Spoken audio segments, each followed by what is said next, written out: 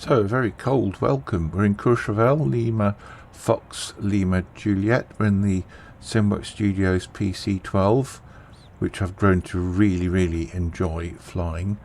Mainly because the flaps, full flaps, it really has a very draggy effect. It makes landing at, for instance, St. Bart's a breeze, whereas the Coronado, it's a little less draggy, and you tend to gather at a little bit too much speed when you're coming over that hill just before landing at St. Bart's. But anyway, today's about Courchevel, not St. Bart's. Interestingly, we've got a big tow truck behind us at the moment. Not quite sure why that is there. I've not seen it at Courchevel before. So yeah, go away, please. It's just going to park there, isn't it? It's just so inconvenient. Goodness. But this is Courchevel. You can see lots of ski lifts all over the place. This is a fabulous add-on. There's some more over there, called Project Lifts, and it covers all of Europe. So wherever you fly, over the Alps in Europe, you will see ski lifts where there are meant to be ski lifts. So I think it's an excellent add-on. Just adds a little bit more immersion to places like Courchevel. Courchevel's famous because the runway, here it is, it's got a 20-degree slope, and there's only one way out, which is, I think, I can't remember. The inbound is runway 22. Let me get some facts. Should we get some facts? That would be handy, don't you think? Let's get some facts. So runways. So 04 is the way out, and 22 is the way in. Okay, so you fly out downhill, and then you fly in uphill. Okay, and let's just bring Navigraph charts back on the screen. Thank you. There we go. So here's Courchevel. When you're joining the circuit at Courchevel, you fly overhead the airfield, and you fly from this town here, Moutier. There's a waypoint, Victor Papa 392, and then you fly to the southeast, and then you fly over the runway. It's like an overhead join, if you like, and then there's this triangular pattern here that you would fly. And once you've landed, you can taxi off or turn around, as we will, and just fly a standard circuit. So we're going to take off, not quite the complete circuit, but we'll bear left, and then we'll head direct to Moutier. We'll do a steep turn and come back for an overhead join. That's the plan. Let's see how it goes. But it's all clearly marked. Lima Fox, Lima Juliet, as long as you zoom in on Navigraph charts using the VFR chart. Let's see how we get on. So the PC-12 by SWS Studios is very good. It has some very, let's call them significant differences from the Coronado version. I'm not belittling the Coronado because it actually is fabulous. It really is very good. But there are some significant differences, and we should talk about them. So let's get inside and let's get this thing fired up. So first things first, you've got this lovely screen protector. Let's click on it to get rid of it, and then we've got to fold our sun visors out of the way. So what differences are there? Well, you've got control locks. Let's get rid of those. Let's just hide the yoke as well. In fact, no, let me not hide the yoke. Let me show you what one of the differences is. So I'm going to move the yoke now. Look at the rudder pedals. So they're interconnected. And I thought that was a fault when I first tried it, when I first looked at it. Actually, it's not. The real PC-12 has interconnected rudder and ailerons, just as you're seeing here. The difference is that the real one, it's a light spring action, just to help with the coordination of rudder, and it gives it that very benign low-speed handling. I'm hopeful that SWS Studios have done a very good job in mimicking that. There is a mod that you can get, or you can just read up, and it just involves editing a couple of files if you want to disable that auto coordination between ailerons and rudder. That's one thing. Next thing is that there's a self-test on the autopilot, which won't work until you've done that. And last thing is that there is a pusher test, which you must complete, or you'll have a CAS warning throughout your flight. And we'll go through that. So we've got default loads at the moment, so let's get rid of the yoke and let's get this thing fired up. So battery 1, battery 2, we'll get nav and beacon lights, which are going to get the engine running straight away. We're going to get the standby bus, we're going to get the inertial separator and passenger signs. Okay, so fuel pumps can stay as they are. There is the on the Coronado, the fuel cutoff is extended when you first start. In the SimWorks it isn't, but you can, if you wish, extend it. It's just there for you to click on, so you don't need to put that away before you start the engines in SimWorks Studios version. So let's get the thing started. So we're looking for about 15 on the M1 before we put fuel in. And there's the, sorry, on the NG, there we go. So 15 we're looking for, 15 we've got. Okay, we'll just check that the condition lever is halfway up, and it is. Ground idle. You can see the prop turning. We're looking for a hot or a hung start. No, we're good.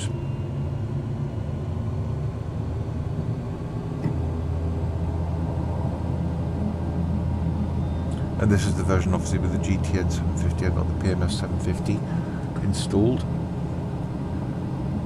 Okay, so we've got a good start. So what we can do now is get the generators online. We can get the avionics buses 1 and 2. The rest of the instrumentation will boot up. And we're just going to put the GTN just into map mode. Not that we're going to use it. We're going to set our squawk to altitude reporting, and as you can see on the warning panel, we've got two messages. One is the environmental control system, so in other words the pressurization, so we can switch that on. And the last message is the pusher. So we need to get rid of that message. But what I'm going to do first of all, I'm just going to put in the heading bug as long as I remember, while I remember. Press the heading bug just to center it, and we're just going to move it now to the landing runway, which is 22. And the reason I'm doing that is it will be apparent when we're in the circuit. So just going to move it to 22. There we go, that's pretty much it there. Okay. So let's do the pusher test. So for the pusher test to work, you've got to have the flaps set to 15. Let's get rid of the error, the caution. So the flaps coming down to 15. Have a look at them. Big old flaps on the carcass. Fabulous. Okay, so flap 15 we have. And what we've got to do is we'll just get the yoke back on, and we'll see why in a sec. Firstly, I'll explain why. Firstly, you'll see what the pusher test does, and also we need to get to this red button here. Okay, so what we've got to do is to press the pusher test. That's now active. Nothing will happen until we add a little bit of power. Okay. And when we add a little bit of power, you'll see that the yoke will start to wobble around, okay, like this, and then it will stop, it will wait for a second, then it will go fully forward, okay, and these are stall protection systems. So let's just add a bit of power. The test has started. I'm going to reduce the power, okay, so you can see the stick has gone fully forward. And what we're going to do is hold the stick in, the button in. I'm going to bring the stick back out, let go of the I'm just reading it, so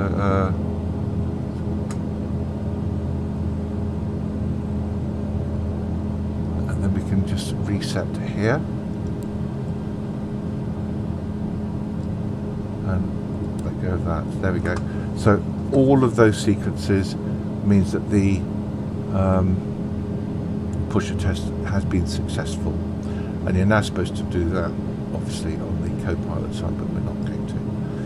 One more message which has just come on, which is the probe heat, so we'll get the probes on, and so we're good now. We're going to use flap 30 for takeoff.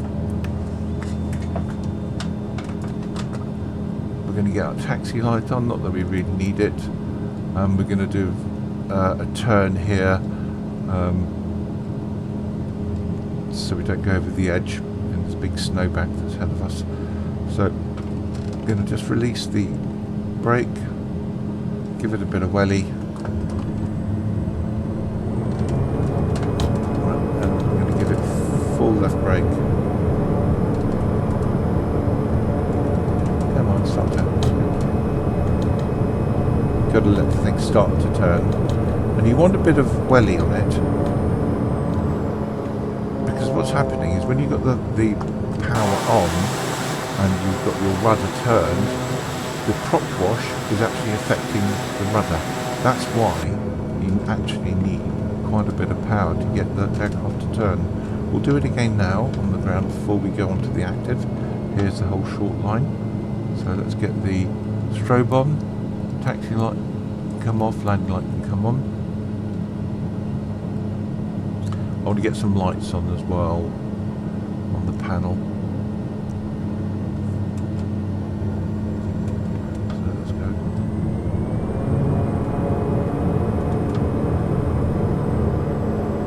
Don't forget our condition lever is only halfway, it's on ground idle at the moment.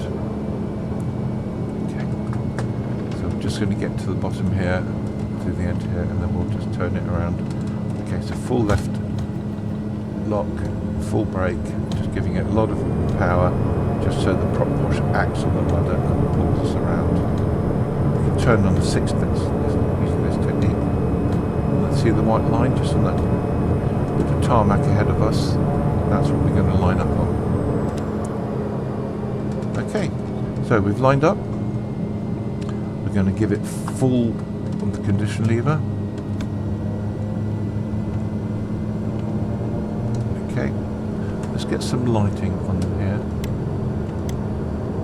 and a bit of flood lighting. There we go. Not too much glare.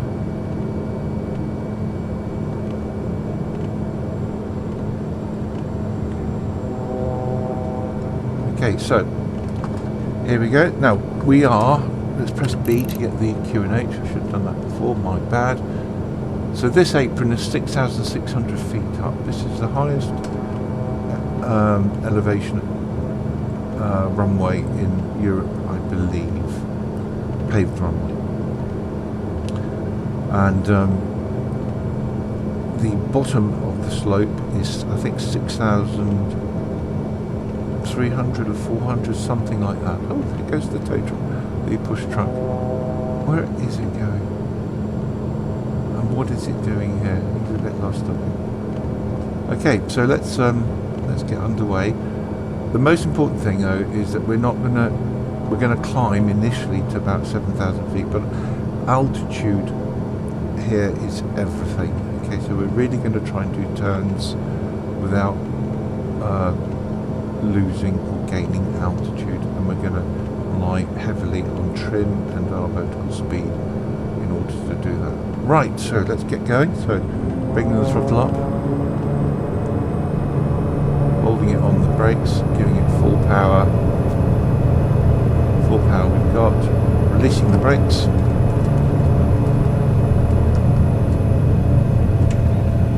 Okay, so there's our runway just sloping down below us. There it goes. Just trying to hold that centre line. Works well with a bit of wind. And rotate. Okay, gear can come up.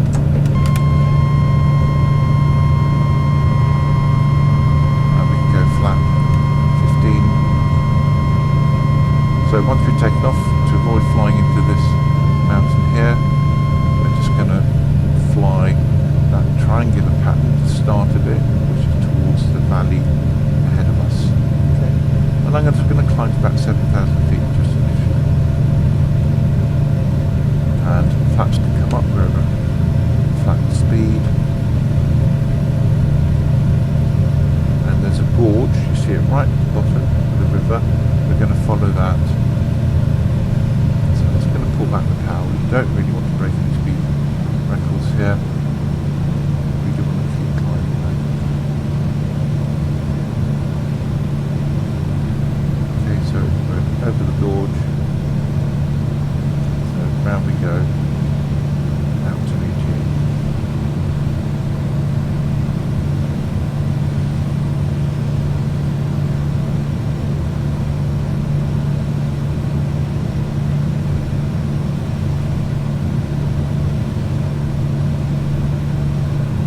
About 7,000 feet.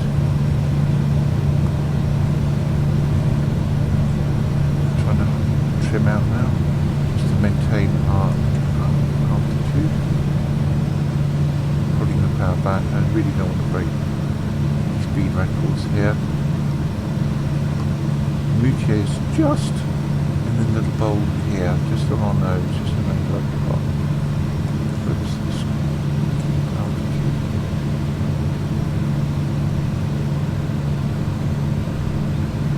I hope that cloud doesn't roll towards Courchevel, so that would be a bit unfortunate.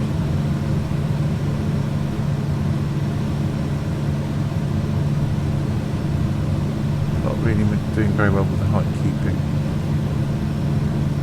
My excuses are obviously I've not warmed up properly yet. So Courchevel should be down there. I believe it should be in there. Yep, there it is. Okay, so do a steep turn and come back. Okay, so we'll try and keep our altitude, that's the most important thing. A lot of back pressure, a little bit of power, just try and keep that altitude. Just do a steep turn. I know I'm 200 feet lower than my solo peak, but I'm struggling a little bit. Not better. Going. That's not the valley there. There's that.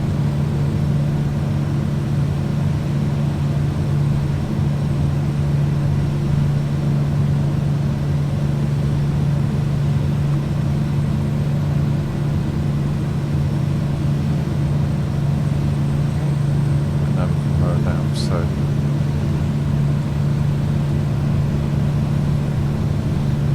that's the slope that is ahead of you on the runway. The runway is literally just on that ridge line there. So we're now heading directly back to Courchevel, and then we're going to do that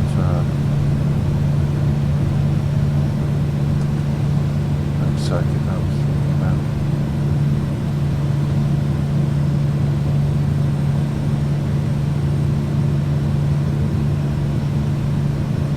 Weather is changing right for tomorrow night. Okay. I didn't expect that. Maybe I should have put a weather preset on.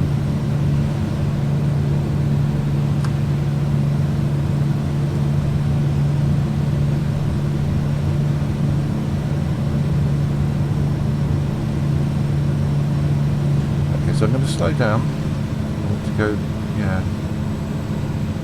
With the weather.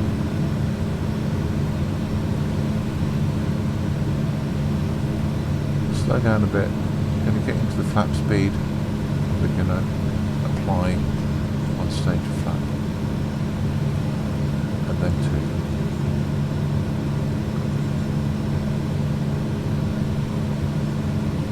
And 6,500 feet is what we're looking for.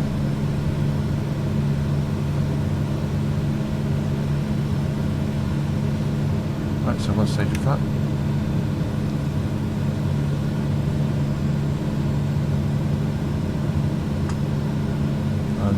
runway, I think, is just to our right.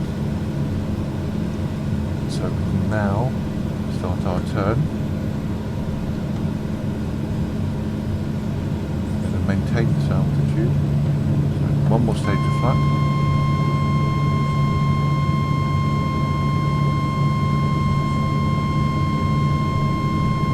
And we're going to now head towards that valley that is just in our 11 o'clock, 12 o'clock. That's the gear warning. I should be able to switch that off in a sec. We're just a little bit low, so what I'm going to do, go gear down. I don't want to get any lower. I want to go about 6,500. So let's regain that altitude lost.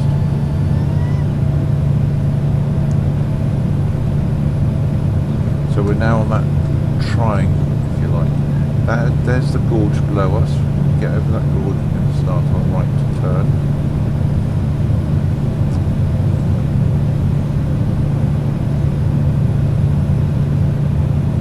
A little bit low, so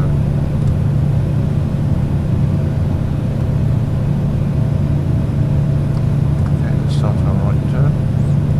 Just keep climbing a little bit, we don't be low.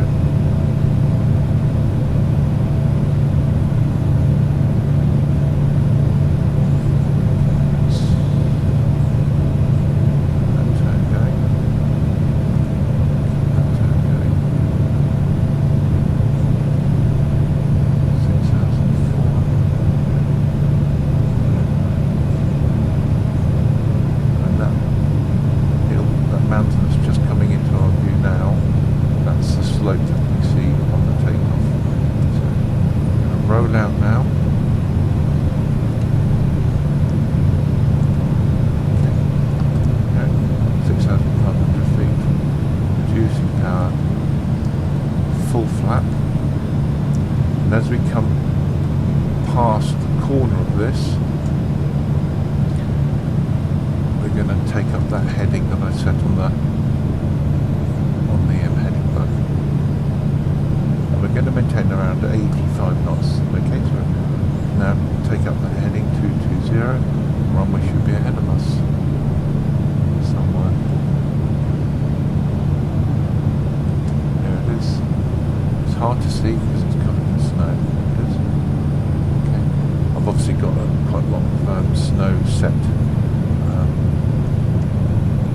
today.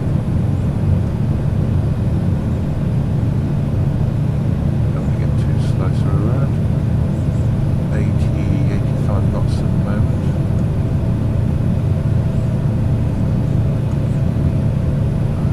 Now we can start descending, and that the lip of the runway is around 6,400, I think it is, something like that.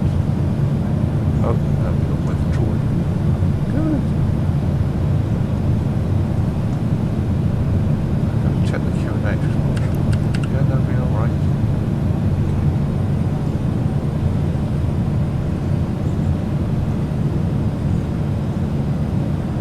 This one picture is like no other circuit you've flown.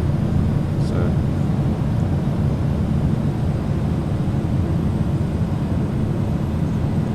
6,400, and then we pointed uphill and released the power. That was a bit of an arrival.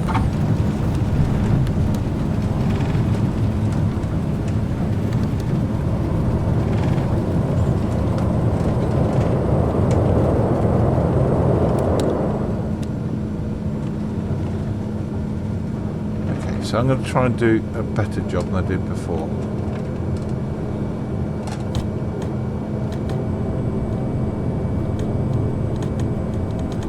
2 stages of flap.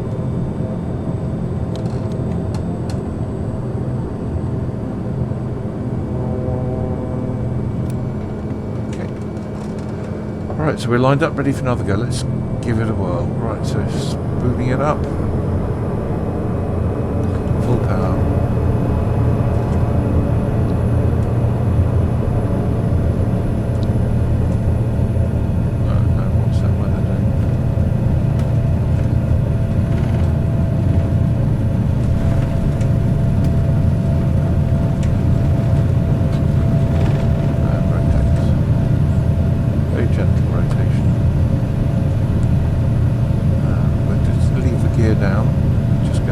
standard circuit.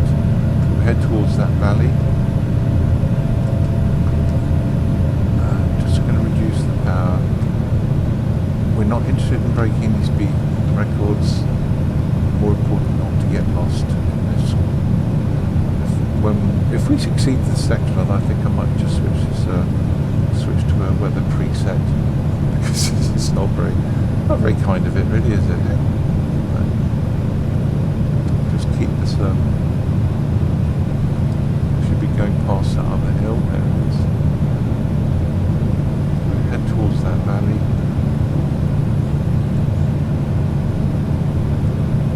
There's the gorge below. Gorge of the river.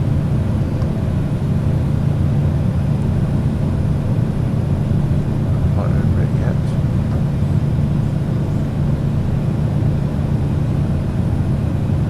Shortly. There we are. Around we go. Maintain your back pressure. I'm not going to try and maintain the altitude. Just looking at that vertical speed, doing a very steep turn, and looking at that vertical speed. Again, I'm just keeping that needle on the zero. Don't want to climb or descend or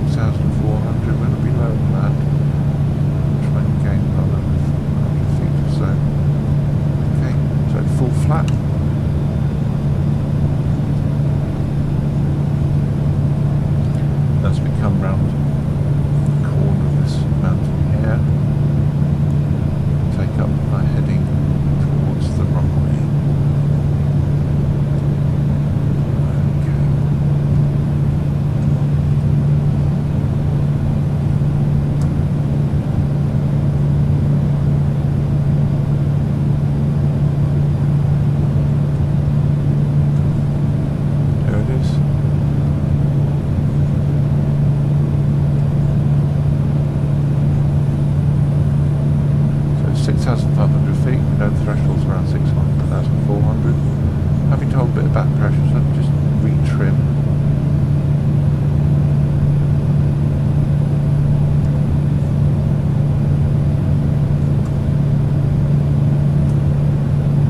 Let's see if we can make this a better arrival.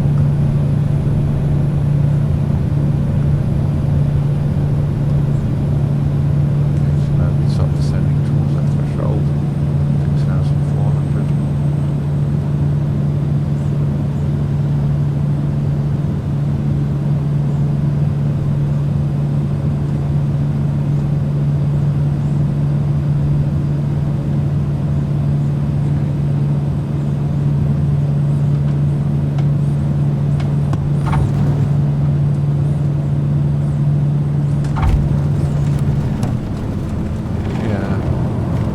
Not very good. Let's do it again.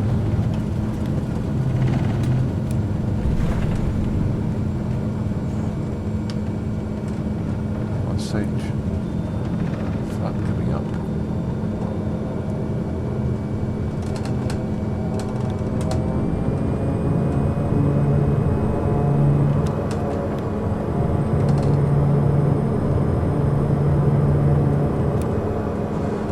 Okay, right, split it up.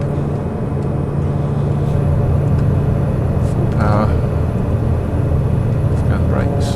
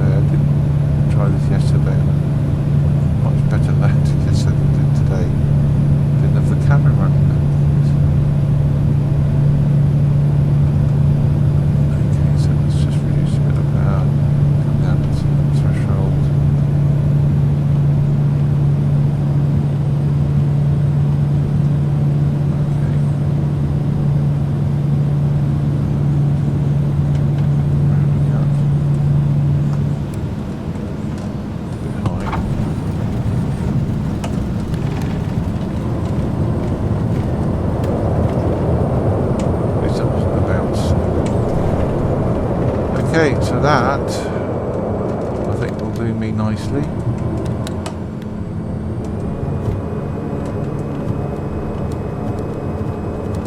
Park in our usual spot. Okay, so just leave it back to Grand Idle. Yep.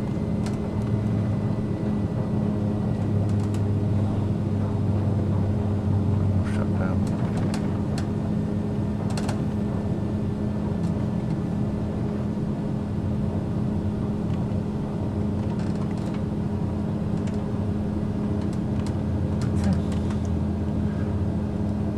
Brake on, landing light, strobe light, probe heat, and fuel cut off. Warning, essential bus. Okay, so avionics 1, 2 off. Ah, thank you, 2 while pushback. Kind of you to do that. Lovely. So that's how you don't do Courchevel. Oh dear. I mean, it's a really good place to practice. It really does hone those skills. I think it's worth having a few goes here. I've got to put my flaps up there. Anyway, I hope you enjoyed it. I think I did. Maybe you did. I don't know. Let me know. Alright, see you all in the next one. Bye now.